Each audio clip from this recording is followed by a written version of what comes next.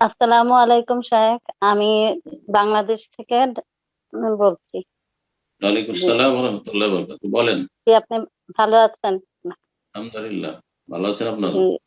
জি, আলহামদুলিল্লাহ। আল্লাহ সাহেব, আমার হেফাজত। প্রশ্ন হচ্ছে যে আমাদের অনেক সময় কখনো ডাক্তারের কাছে গেলে বা কোথাও এমন জায়গায় যাই যেখানে মানে নামাজ পড়তে গেলে হয়তো অল্প একটু জায়গা আছে, বা চেয়ারে বসে পড়তে হয়, বা গাড়িতে এমন হয় যে বসে পড়তে হয়। সেক্ষেত্রে কি, যদি পায়ে জুতা থাকে, জুতা কি খুলে নামাজ পড়বো নাকি জুতা সহই নামাজ পড়া যাবে?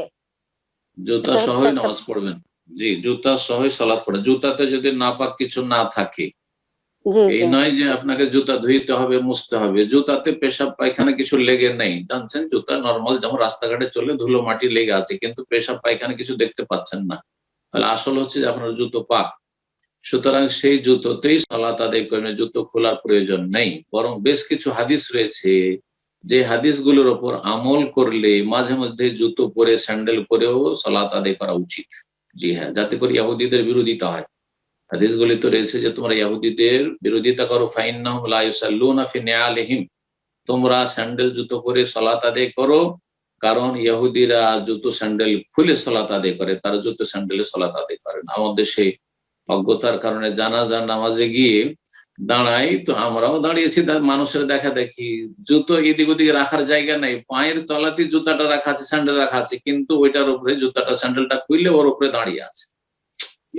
দিন সম্পর্কে অজ্ঞতার কারণে আসে। অথচ মাঝে মধ্যে জুতো স্যান্ডেল পরে সালাত আদায় করার সুন্নাত, বিশেষ করে যখন মসজিদের বাইরে, কারণ মসজিদের ভিতরে তো জুতো নিয়ে আজকাল ঢুকতে দেবে না। এরকম পরিস্থিতি নেই।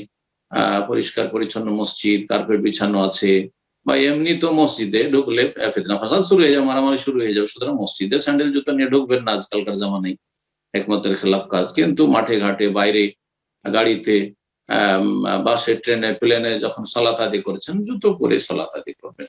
জি।